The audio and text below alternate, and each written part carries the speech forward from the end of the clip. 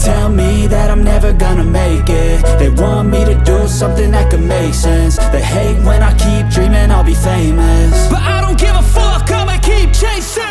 I got all this potential that's deep inside of me, but they hate when you're successful cause they try to be. They sit there being judgmental because you're trying things, and they just want you to settle and do the right thing. So get a good job, don't slack off. Wake up every morning, make a good impression on your boss. Don't do anything that I wouldn't do, and when you're making money, make sure you don't spend it too soon.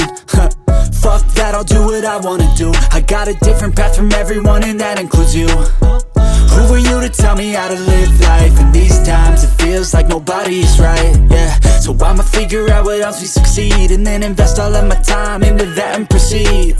I need whatever the hell could make me happy, and I don't think you have a clue what could that be. They tell